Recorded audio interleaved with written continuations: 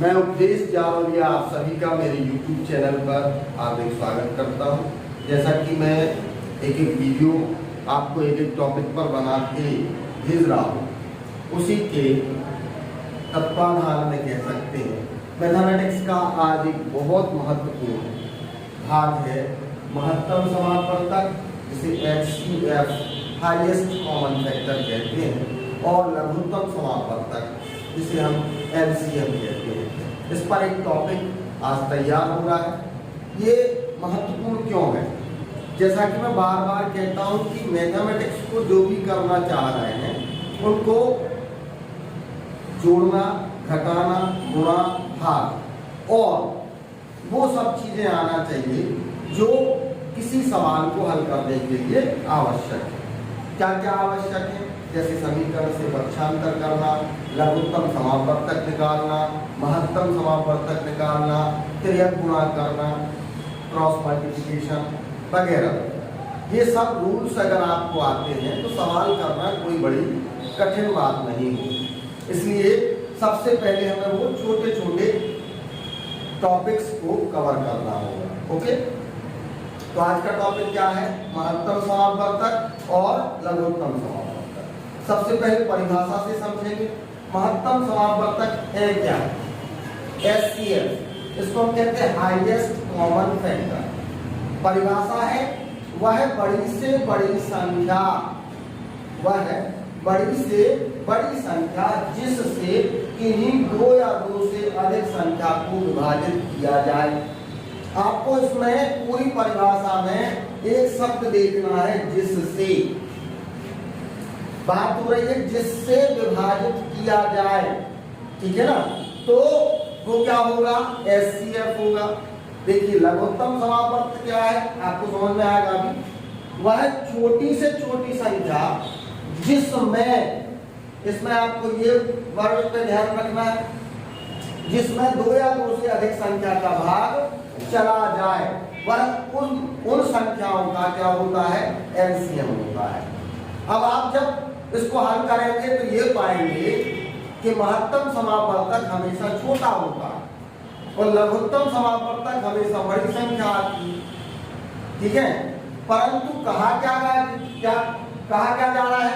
वह बड़ी से बड़ी संख्या, और इसमें क्या कहा जा रहा है? वह छोटी से छोटी संख्या। जबकि ये जब आप हल करेंगे तो ये बड़ी संख्या होगी और ये क्या होगी? छोटी संख्या होगी, है ना? तो हमने कहा इस वर्ड पे ध्यान देना है, जिससे मतलब हो सकता है, जैसे उदाहरण में देखें, ये आपको उदाहरण दिया गया 4, 8, 12, 36 का महत्तम समापवर्तक निकालिए, HCF निकालिए। अब देखिए इसमें 2 का भाग चला जाएगा 4 में, 8 में भी जाएगा, 12 में भी जाएगा, 36 में जाएगा, परंतु 2 को हम इसका HCF नहीं कह सकते क्योंकि बड़ी से बड़ी संख्या चाहिए। क्या चाहिए? अब इसमें ये देखना है कि इन चारों संख्याओं में सबसे बड़ी संख्या कौन सी है जिससे भाग चला जाए, जिससे भाग चला जाए, ठीक है ना? तो 4 में 4 का भाग चला जाएगा, 8 में भी 4 का भाग चला जाएगा, 12 में भी 4 का भाग चला जाएगा और 36 में भी 4 का भाग चला जाएगा। अब इससे बड़ी हो नहीं सकती क्योंकि 4 से बड़ी संख्या लेंगे तो 4 में भाग नहीं जाएगा, ठीक है ना? तो सबसे बड़ी संख्या क्या हो गई? 4 हो गई। 2 से भी जा रहा था, किससे जा रहा था? 2 से भी उसमें भाग जा रहा था, परंतु HCF क्या होगा? 4 होगा। क्यों होगा? क्योंकि हमें कौन सा फैक्टर लेना है? हाईएस्ट फैक्टर लेना है, ठीक है? दूसरे उदाहरण में देखें, मान लीजिए यहाँ 4 नहीं होता, आपको दिया होता कि आप 8, 12 और 36 का HCF निकालिए, ठीक है? तो 8 में 2 का भी भाग चला जाएगा, 4 का भी भाग चला जाएगा, ठीक है ना? कितने का? 2 का भी भाग चला जाएगा और 4 का भी भाग चला जाएगा, परंतु ठीक है, अब क्या लेना होगा? तीनों में भाग जाना चाहिए। कितने में? 8 में 4 का भाग जाएगा, 2 का भी जाएगा, 12 में 4 का भाग जाएगा, 2 2 का भी जाएगा और 36 में 4 का भाग जाएगा और 2 का भाग भी जाएगा। ठीक है, तो यहाँ तो 4 ही आ रही है बड़ी, सब में 4 का जा रहा। अब हम 8 का भी देख लें, 8 का 8 में चला जाएगा, ठीक है, और 12 में देखेंगे तो नहीं जाएगा, जाएगा क्या 12 में? 36 में देखेंगे तो नहीं जाएगा, मतलब 8 नहीं हो सकता। क्या होगा? बड़ी से बड़ी संख्या 4 होगी। कौन सी होगी? अब यही मान लीजिए लिखा है, आप देखें 15 लिखा है, 35 लिखा है, ठीक है, और कुछ ऐसे क्वेश्चंस देखेंगे अपन जहां पर बड़ी संख्या दिखाई दे रही है। मान लीजिए चलिए 48 लिखा है, ठीक है, और 96 लिखा है और 144 लिखा है, ठीक है। इसका क्या निकालना है आपको? एचसीएफ निकालना है, ध्यान देना थोड़ा सा, क्या निकालना है? एचसीएफ। अब 48 में 2 का भाग चला जाएगा क्योंकि सम संख्या है, ठीक है ना। अब 4 का भाग देखें तो 4 का भी चला जाएगा, 4 एकम 4, 4 दूनी 8, 12 चौको 48, 12 अट्ठे 96, मतलब 4 का भाग दें तो 4 दूनी 8, 4 चौको 16, इसमें भी चला जाएगा, 4 3 12 और 4 6 24, मतलब 4 का भी चला जाएगा, ठीक है। लेकिन हमें चाहिए क्या? हाईएस्ट। क्या चाहिए? आप देखें अपन, मान लो 8 का देखें तो 8 6 8 का जा रहा है, 8 का इसमें भी देंगे तो 8 एकम 8 बचा 1, 16, 8 दूनी 16 चला जाएगा। 8 का इसमें भी देख लें, ठीक है, 8 एकम 8 बचे 6, 8 अगेंगे 64, 8 का सब में जा रहा, कितने का जा रहा? अभी और बड़ा देखना पड़ेगा।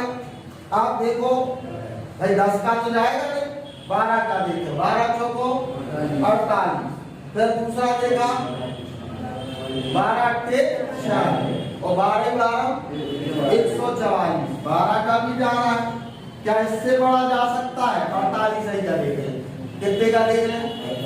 48 दूनी 96 होता है और 48 किया 144 होता है, ध्यान रखना कितना होता है? 48 किया 144, मतलब इसमें 48 का भाग भी जा रहा है। तो 2 बड़ा कि 4 बड़ा कि 8 बड़ा कि 12 कि 48, तो सबसे बड़ी संख्या कौन सी है? मैं ये समझाने के लिए बता रहा हूँ कि हमें क्या चाहिए है? हाईएस्ट, जिससे इन तीनों में क्या जाए? भाग जाए। इन तीनों में भाग 2 का भी जा रहा है, 4 का भी जा रहा है, 8 का भी जा रहा है, 12 का भी जा रहा है और 48 का भी जा रहा है। हमें क्या चाहिए है? सबसे बड़ी संख्या। तो इन सब में सबसे बड़ी संख्या क्या है?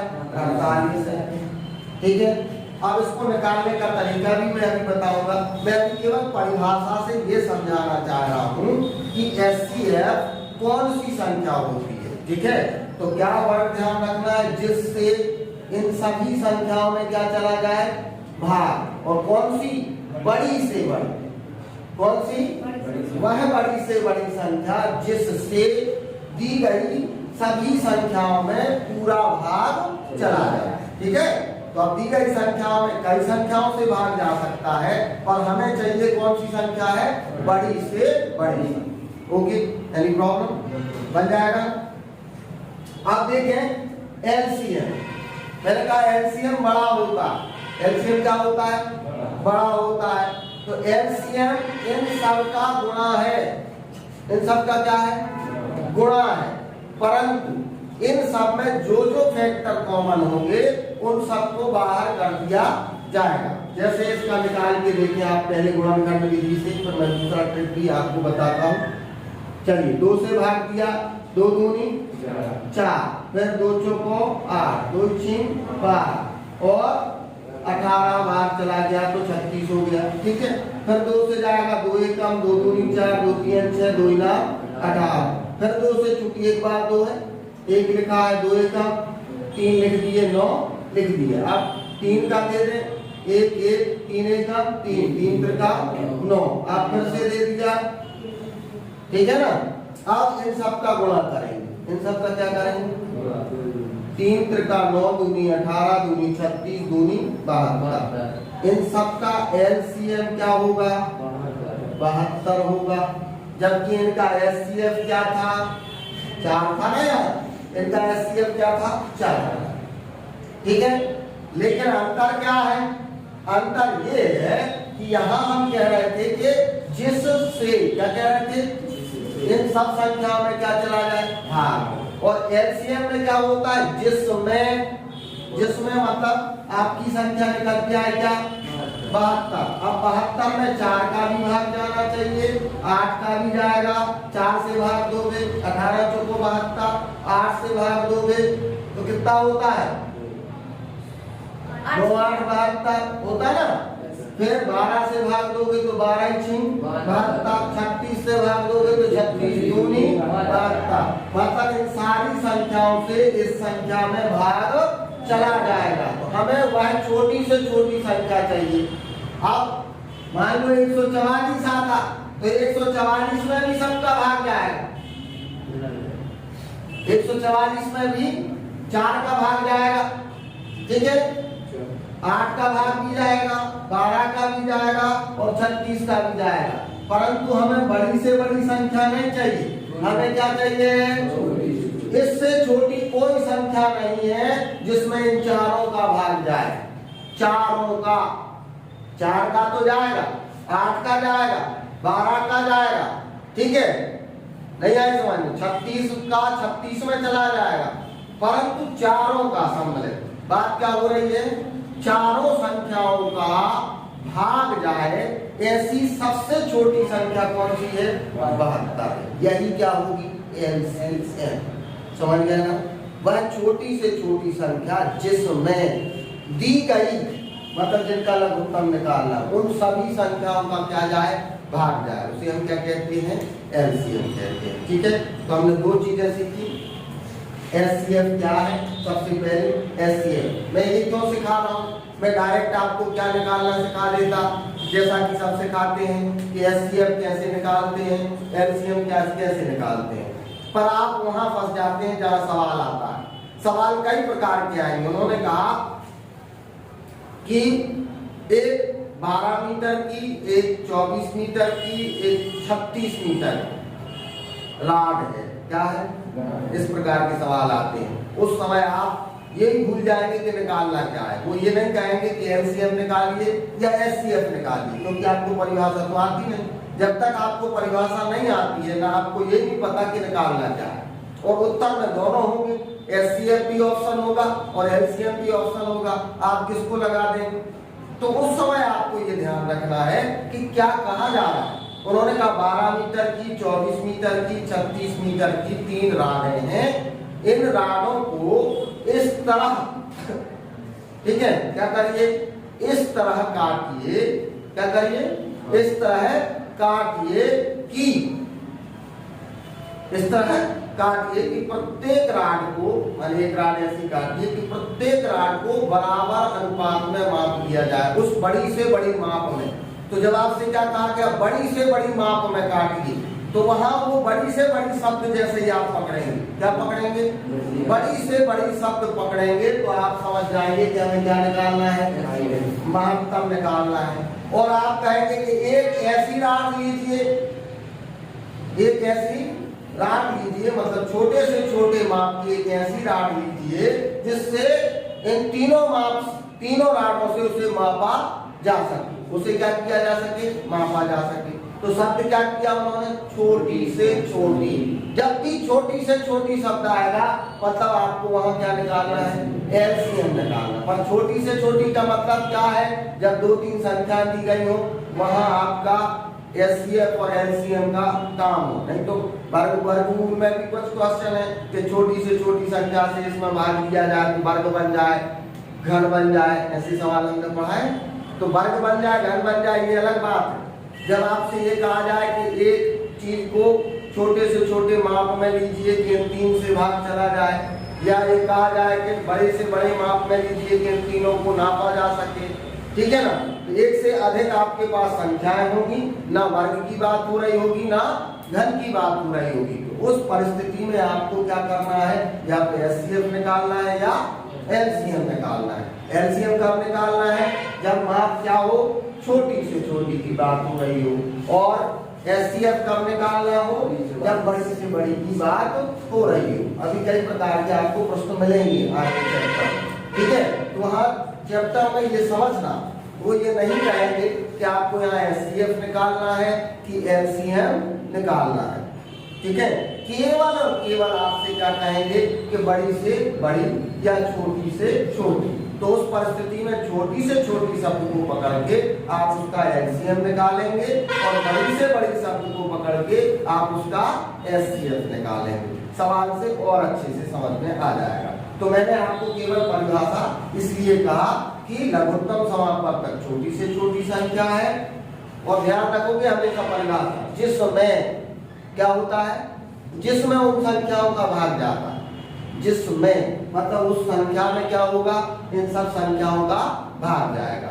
और एचसीएफ क्या है, जिससे उन सब संख्याओं में भाग जाएगा, मतलब एचसीएफ वो कहलाएगा जिससे हम क्या करेंगे, इन सब संख्याओं को भाग दे सकेंगे, ठीक है।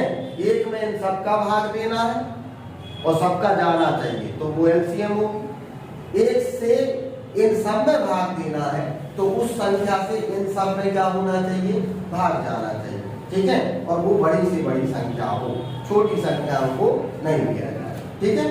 अब ध्यान रखना है कि हमें, चलिए एक और उदाहरण से अपन देखेंगे कि महत्तम समापवर्तक को कैसे निकालें और लघुत्तम समापवर्तक को कैसे निकालें। एक तो गुणनखंड विधि से ही सबसे ज्यादा बेस्ट होता है। वैसे अनुमान लगाया जा सकता है, बिल्कुल सरल ही जाते हैं अधिकांश का, एलसीएम और एचसीएफ, ठीक है ना। फिर भी आप चाहे तो ध्यान रख सकते हैं, क्या किया इससे, या बड़ी से संख्या से भी ले सकते हैं। आपको लग रहा है कि इन सब में 4 का भाग चला जाएगा, तो जरूरी नहीं कि 2 से ही भाग दें, 4 से डायरेक्टली दे सकते हैं। 4 सिंह 24, ठीक है, और 4 नाम 36, और क्या होगा 15 चौको 60, ठीक है, 4 से चला गया। अब यहाँ देखें 3 से जाएगा, हमें डायरेक्टली दे दे, 3 दूनी 6, 3 त्रिका 9 और 3 5 15, ठीक है ना, इसका भी भाग दे सकते हैं। आप देखें अब किसी का किसी में भाग नहीं जा रहा है, किसी का किसी में, अब महत्तम समापवर्तक में यही तो मेन चीज है। आप ऊपर से कर रहे होते तो फिर 2 कर रहे हैं, फिर 3 कर रहे हैं, फिर 5 कर रहे हैं, ये नहीं देखना। अब यहाँ किसी में भाग नहीं जा रहा, तो ये तो हमारे काम के है ही नहीं, क्योंकि हमें वही संख्या चाहिए जिससे सब में भाग जाए, जिससे सब में भाग जाए। तो वो संख्या हमारी 12 आ गई, क्या आ गई, आंसर हो गया। वो संख्या हमारी क्या आ गई, 12। आपको वहीं रुक जाना है जहां तीनों संख्याओं में भाग देना बंद हो जाए, जहां क्या हो जाए, तीनों संख्या। अगर किसी मान लो आप 2 से भी दे रहे थे, चलिए यहाँ मान लो आप नहीं बनता, किसी पे कहीं स्थिति बन गई, आपने 2 से दिया तो 12 बार चला गया, 36 में 18 बार चला गया, 60 में 30 बार चला गया, फिर से 2 से चला जाएगा पूरे में। आप 2 से दोगे तो फिर वही स्थिति आ जाएगी, 12 में दोगे तो 6 आ जाएगा, 18 में दोगे तो 9 आ जाएगा, और 60 में 30 में दोगे तो 15 आ जाएगा। 2 से दे रहे थे ना, आप यहीं आ गए। आप 3 से दे रहे थे तो 3 से दोगे तो 3 का 2 में मतलब 2 बार गया, 9 में चला गया 3 बार, और 15 में चला गया 5 बार। अब यहाँ स्थिति क्या बन गई कि ऐसी कोई संख्या नहीं है जिससे 2, 3, 5 तीनों में भाग जाए। है क्या संख्या? कोई संख्या नहीं है जिससे तीनों में भाग जाए, माने यही रुक जाना।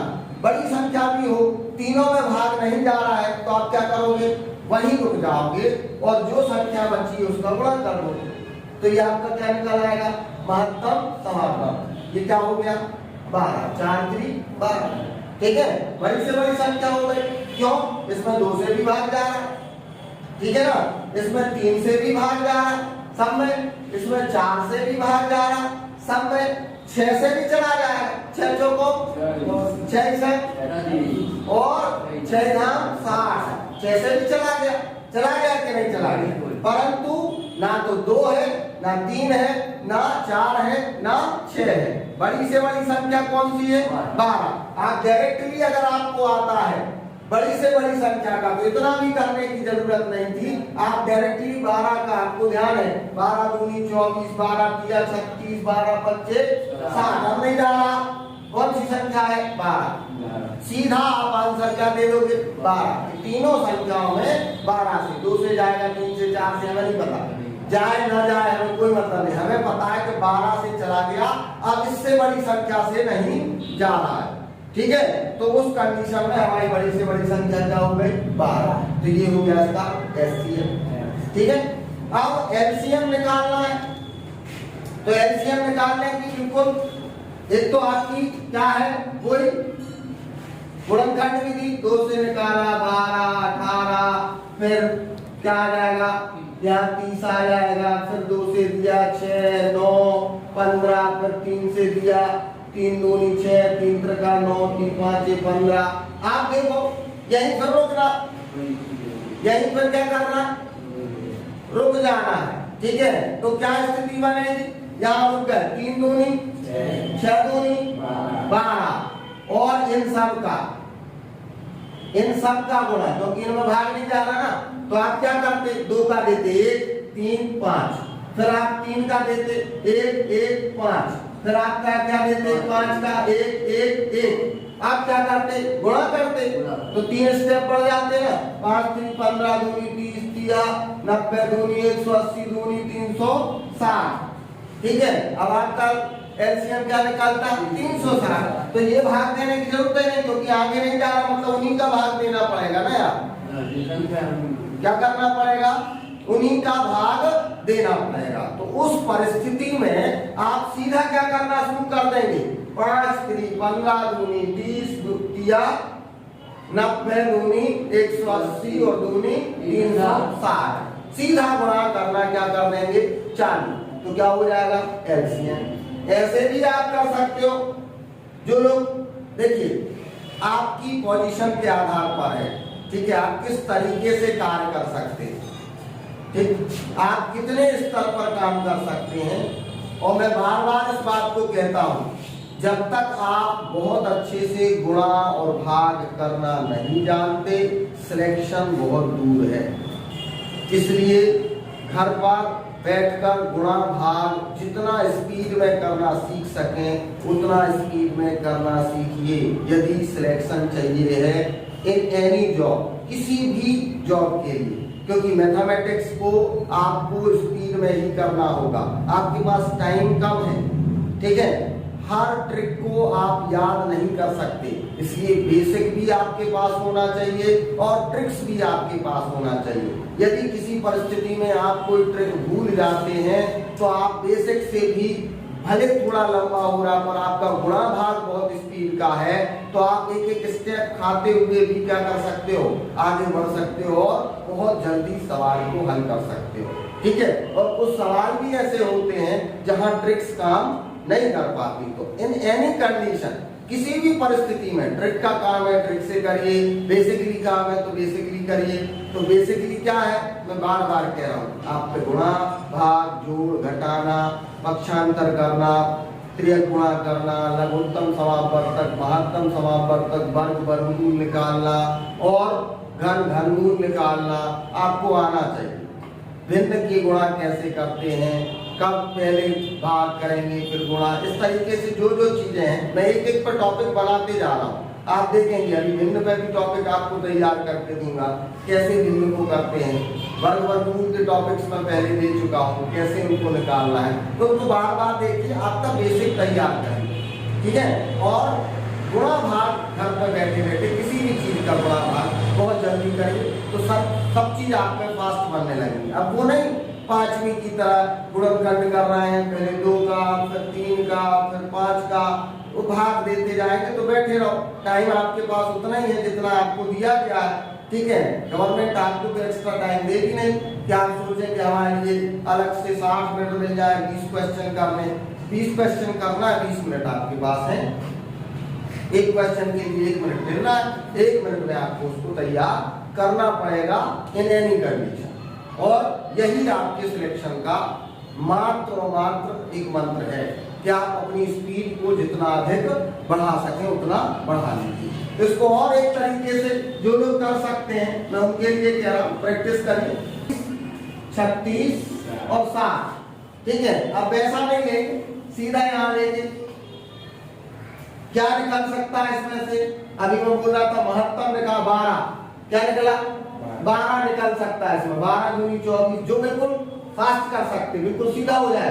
12 दूनी 24, 12 तिया 36, 12 पंचे 60, 2 3 5, 5 3 15 दूनी 30, गुणित का 12, 360, आंसर हो गया। कोई गुणन करने की बात, कोई कुछ नहीं करना, डायरेक्टली तीनों में से निकला। ये आपका एचसीएफ है, तीनों जहां भाग नहीं दे सकते हैं, कहीं से नहीं निकल रहा है, तो उस कंडीशन में 5 3 15 दूनी 30, 12 तिया 36, एक शून्य लगा दिया। गुणा भी कैसे किया? 5 3 15 दूनी 30, 12 तिया 36। अब कुछ लोग कहते हैं हमें नहीं आता है 30 बार गुणा कैसे? अरे जीरो को छोड़ दो, 12 तिया 36 तो आता है, एक जीरो लगा देना है, 360 हो गया। क्या हो गया? 360। ये आपका एलसीएम निकल के आ गया, ठीक है ना। और भी मान लीजिए कोई संख्या है आपके पास, ठीक, एक और संख्या अपन ने जैसे देखी कि हमें निकालना है एलसीएम 36 और 48 का, ठीक है ना। 36 और 48 का एलसीएम निकालना है। फिर वही स्थिति है, इसमें दोनों में कितने का? 12 का चला जाएगा, तो 12 बाहर निकले, 12 तिया 36, 12 चौको 48, 3 और 4 में कुछ नहीं आ रहा, 12 एचसीएफ हो गया, एचसीएफ तो नहीं निकला है। अब 4 3 12, इन दोनों का एलसीएम 144 हो गया। क्या हो गया? इन दोनों का एलसीएम कितना हो गया? 144 हो गया। चलो और देख लो, एक आपसे कहा 24 30 और 42 का निकालिए। कितने का निकालिए? 24 30 और 42 का निकालिए। आप देख रहे हैं कि इसमें 6 24 24 6 5 30 6 7 6 का चला जाएगा, सीधा 6 का नहीं। 12 को तो नहीं जाएगा ना, 12 दूनी 24, 30 में नहीं जाता, 6 का चला जाएगा। 6 चौको 6 पंचे 6 7। अब देखो इन तीनों में किसी का जा रहा क्या? नहीं जा रहा है। 7 पर आप 30 चौको 140, गुणित का 6,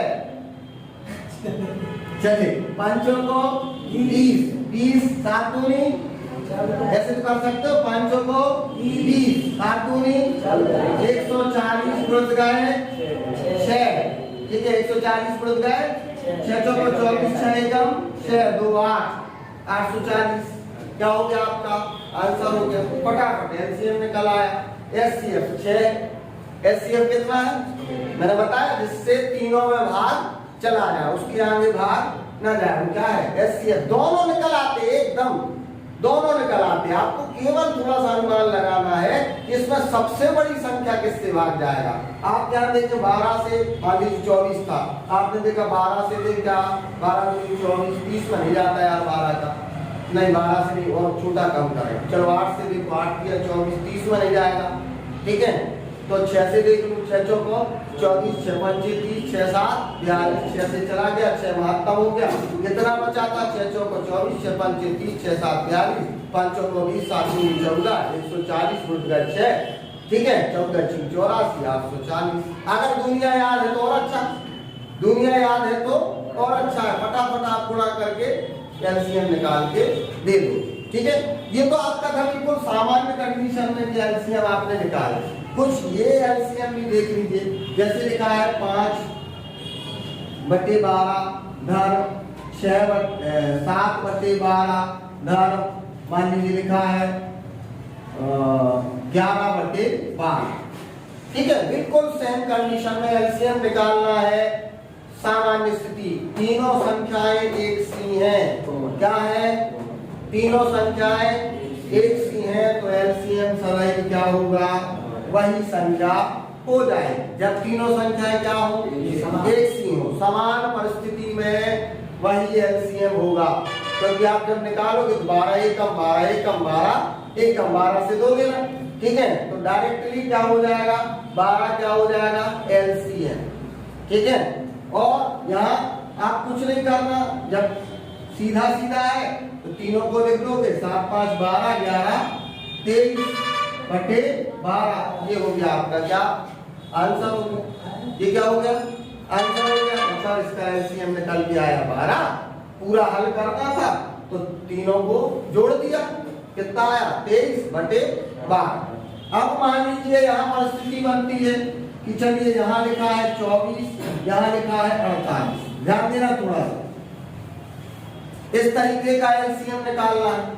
तो आप क्या देख रहे हैं, 12 दूनी और 24 दूनी।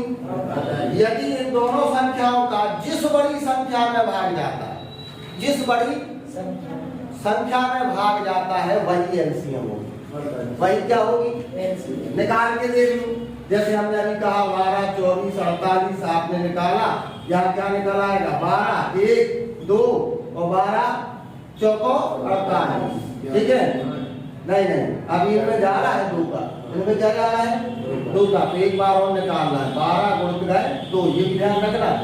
2 का जा रहा है, हमने कहा जब छोड़ देना है, जब नहीं जा रहा है। तो यहाँ क्या किया अपन ने, 2 का जा रहा 2 निकाले 1 1 2, समझ गया ना। अब क्या बचा 2, 12 दूनी 24 24 दूनी 48। आपका एलसीएम क्या हो गया 48 हो गया, समझ में आया ना। तो अब मैं डायरेक्टली आपको क्या बता रहा हूं कि यदि ऐसी कोई संख्या आ जाती है जिसमें पहली दूसरी तीसरी कोई भी तीनों संख्याओं में सबसे बड़ी संख्या, तीनों संख्याओं में यदि सबसे बड़ी संख्या में, हो सकता 48 यहाँ होगा, जरूरी नहीं कि कहाँ है। मान लीजिए यहाँ 48 था, चलिए यहाँ क्या था 12, ठीक है। अब तीनों संख्याओं में बड़ी संख्या कौन सी, आपको नहीं निकालना। आपने देखा तीनों संख्याओं में बड़ी संख्या क्या है 48। तो आप क्या करके देखेंगे, 12 का यार 24 में चला जाता, आपको पता है ये अनुमान है, 12 दूनी 24 और 24 दूनी 48 होता है। यार इन दोनों का क्या जा रहा है, इन दोनों का भाग इसमें जा रहा है, और ये सबसे क्या है बड़ी संख्या, ठीक है ना। तो यहाँ पर जैसे ही आपने निकाला 12, ठीक है, 12 से जा रहा है 24 में और 24 से जा रहा है 48 में, तो इसका एलसीएम क्या होगा 48 हो जाएगा। क्या हो जाएगा एलसीएम 48 हो जाएगा, ठीक है। तो ये अगर तीनों संख्याएं स्थिति में आ रही है कि एक दूसरे से क्या जाता है भाग जाता है।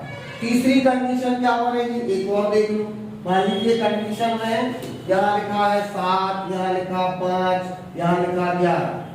अब तीनों का कोई संबंध नहीं है, तीनों का कोई संबंध नहीं है, तो कुछ करने की जरूरत नहीं है। सीधा क्या करेंगे 11 5 55, 55 गुणित गए 7, 7 पना 35, 7 पना 35, 3 38, ठीक है। आंसर क्या हो गया 350। देखो कैसे करते हैं, थोड़ा सा देख लो, वैसे हम गुणा की ट्रिक दिखाएंगे। 55 गुणित गए क्या करना है 7 करना है, ठीक है। इसको ऐसा भी कर सकते 55 50 धन 5 गुणित गए 7, तो 7 पना 35, 350, 7 पना 35, ठीक है। जोड़ दिए 5 5 3 8 3, फटाफट कर सकते हो, बीच बीच में आओगे। 7 पहले सीधा 7 पना 35, जीरो लगा दिए 350, 7 पना 35 जोड़ दिया 350, क्या हो गया आंसर हो गया, ठीक है। तो हम तीसरी विधि बता रहे थे, क्या करना था, अगर कोई संबंध नहीं है तो तीनों का क्या कर देंगे गुणा कर देंगे, जो राशि आएगी वही क्या होगा एलसीएम होगा, ठीक है ना। तो आज चूंकि वीडियो बहुत लंबा जा रहा है और बहुत बड़ा हो जाएगा, क्लास का भी समय हो रहा है, तो उस परिस्थिति में आपको मैंने कुछ उदाहरण दिए। पूरा सार क्या है, सबसे पहले आपको महत्तम समापवर्तक समझना है। कोई सवाल आ जाता है तो बड़ी से बड़ी संख्या की माप आएगी तो वहां आपको महत्तम समापवर्तक निकालना है, ओके।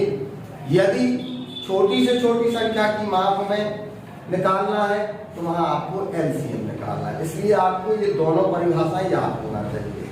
महत्तम समापवर्तक क्या है? बड़ी से बड़ी संख्या जिससे सारी संख्याओं में भाग चला जाए। सारी संख्या मतलब एक से ज्यादा संख्याओं में भाग जाना है, ठीक है, मतलब वो भाजक है, उससे भाग देना है उन सब संख्याओं में, ठीक है। और लघुत्तम समापवर्तक वह संख्या है छोटी से छोटी जिसमें जितनी वो संख्याएं दी हैं उन सब से क्या होना चाहिए? भाग जाना चाहिए। बस ये दो चीजें आपको समझना है कि महत्तम से भाग देना पड़ता है सब में, और बड़ी से बड़ी संख्या है जिससे सब में भाग चला जाए। और लघुत्तम क्या होता है? वह संख्या होती है एक जिसमें उन सब संख्याओं का भाग दें तो सबका भाग क्या होना चाहिए? जाना चाहिए। तो वह क्या कहलाएगी? लघुत्तम समापवर्तक। हमने आपको लघुत्तम समापवर्तक निकालने के बिल्कुल छोटे छोटे जो हैं उनको आपको बताया है। आप यदि और सीखना चाहते, क्योंकि चैप्टर बड़ा है, वीडियो बहुत लंबा हो जाएगा, कई प्रकार के सवाल हैं, यदि और आप इसमें चैप्टर से उदाहरण करना चाहते हैं, आगे भी करना चाहते हैं, तो आप कमेंट करिए। वीडियो अगर आपको पसंद आ रहा है, चैनल को सब्सक्राइब करिए, कमेंट करिए, लाइक करिए और शेयर करिए ज़्यादा से ज़्यादा लोगों तक, बहुत कुछ चीज़ें पहुँच सकें और उसका लाभ वो लोग उठा सकें, ठीक है ना। तो बहुत बहुत धन्यवाद वीडियो देखने के लिए, फिर मिलेंगे।